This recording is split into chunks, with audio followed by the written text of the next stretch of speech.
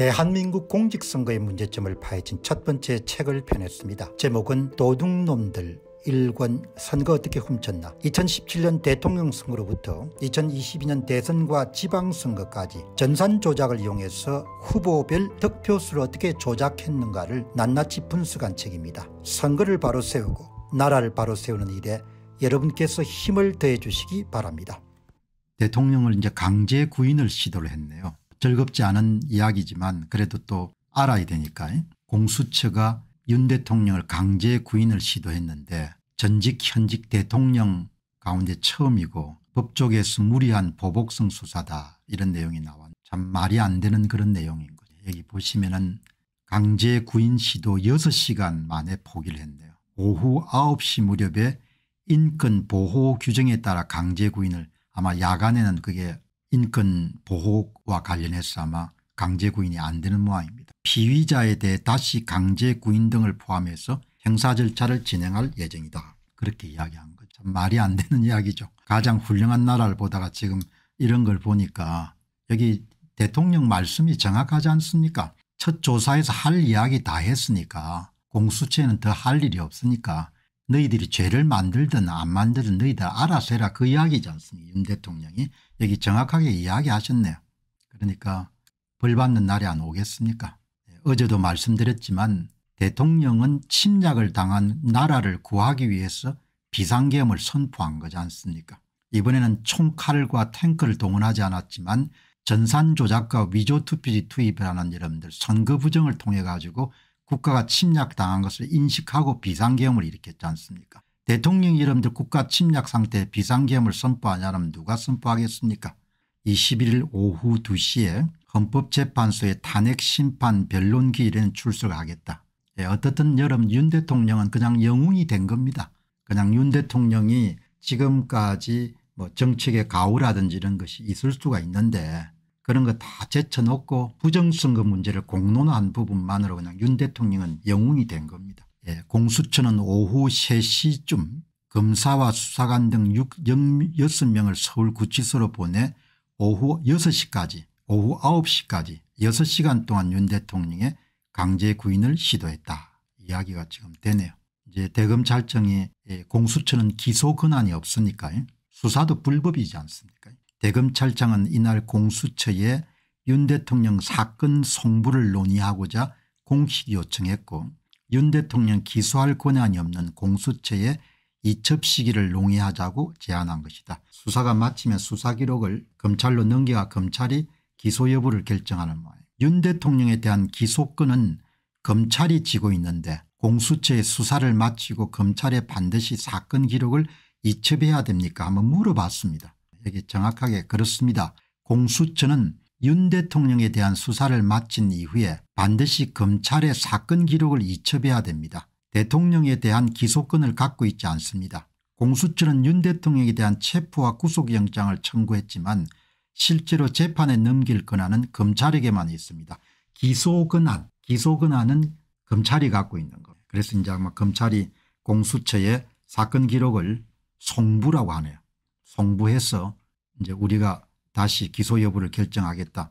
기소 여부 결정하는 과정에서 아마 이제 사건이 미진하게 되면은 다시 재조사나 이런 것을 아마 명하는 모양입니다. 공수처의 수사가 종료되면은 반드시 검찰의 사건 기록을 이첩해야 되고 이후에 검찰이 기소 여부를 결정하게 됩니다. 그래서 이게 이제 피의자 구속 시에 10일 안에 아마 공수처가 사건 조사를 다 마쳐야 되는 거예요. 기소권이 없는 사건에 대해 20일까지 구속할 수 있다고 공수처가 주장하지만 이것은 논란의 여지가 있다, 그렇게 이제 정리가 되네요.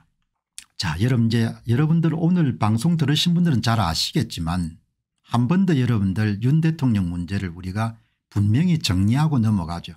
모든 것은 핵심을 정확하게 우리가 알아야 그다음에 매사를 제대로 판단할 수가 있으니까. 윤 대통령은 침략당한 국가를 구하기 위해서 비상계엄을 선포한 겁니다. 여러분이 보시는 이것이 4대 공직선거에서 선거관리위원회가 사전투표장에 오지 않은 위조 투표자 수를 조성해서 더불어민주당 후보에게 더해준 표수입니다. 2017년 대통령 선거의 209만 표, 2020년 4.15 총선에 222만 표, 2022년 3구 대통령 선거에 224만 표, 2020년 총선에 280만 표를 조작을 한 것. 국가가 침략당한 상태를 대통령이 정확하게 인지하고 비상계엄을 선포한 것. 이게 문제의 핵심인 겁니다. 뭐 다른 거 여러분들 그렇게 뭐 이 격가지를 들 필요 없이 그냥 딱 이 표 하나가 지금 비상계엄 선포에 대한 모든 것을 다 설명한다. 그럼 이 문제가 얼마나 중요하냐. 제가 정확하게 이야기하지 않습니까? 윤 대통령을 제거하는 일에 그들이 목숨을 거는 이유는 다음의 문제 때문입니다. 한국인들은 아래와 같은 사전투표 조작 문제를 이번에 해결할 수 없다면 골로 갈 것으로 봅니다. 그게 제가 갖고 있는 판단인가. 그리고 대통령이 이렇게 판단을 내렸을 겁니다. 이 문제를 해결하지 않으면 우리가 골로 간다. 이게 이런 핵심인 겁니다. 딴 게 아니고 그래서 그 사람들이 모욕을 주고 이런 온갖 종류의 악행을 저지르는 겁니다. 이게 가장 중요한 겁니다. 뭐 다른 것은 다 여러분들 그냥 그래서 어제 신평 변호사님도 검찰 수사에 대한 기대를 희미하게나마 가집니다. 대부분의 법학자들이 이번에 비상계엄 조치는 뇌란죄에 해당하지 않는다는 견해를 수용해 주기를 바랍니다. 그 수용은 바로 윤 대통령 석방을 의미합니다. 시대를 이끌어가는 용기와 지혜가 검찰청 안에서 분출되기를 고대합니다. 한국 검찰이 제 역할을 할 수 있을지는 두고 봐야겠죠. 그래서 설문조사를 실시해 보게 되면 많은 국민들이 기대감을 갖고 있습니다. 검찰이 그래도 바로잡아 줄 수 있을 것이다. 공수처 수사를 바탕으로 검찰이 기소권을 갖고 있습니다. 검찰 기소 가능성 어떻게 보십니까? 아주 높다 18%, 높다 4%, 22%입니다. 기소 가능성이 낮다가 70%, 잘 모르겠다 80%, 70대 22로 기소하지 않을 것이다. 그런 기대를 갖고 있는데 이제 한국의 수사기관이나 사법기관들의 그렇게 기대한 대로 움직여준 적이 굉장히 적기 때문에 저는 이 부분에 대해서 조금 유보적입니다. 그래서 검찰에서 그래도 의인들이 있어 가지고 문제를 제대로 보는 사람들이 있으면은 기소를 하지 않을 것이고 그렇지 않으면은 공수처와 마찬가지로 대통령을 무리하게 여러분들 기소하지 않겠느냐. 다시 한번 정리하게 되면은 전쟁 상태에서 대통령이 비상계엄을 선포한 것. 진짜 내란범들은 위조투표지를 조성한 자 선관위, 위조투표지를 받아서 가짜 국회의원이 된 자 더불어민주당 국회의원, 조국 혁신당 국회의원들이 바로 범죄자들인 것. 그 점을 제가 오늘 분명하게 여러분들의 말씀을 드리고 다음 주제로 넘어가도록 하겠습니다.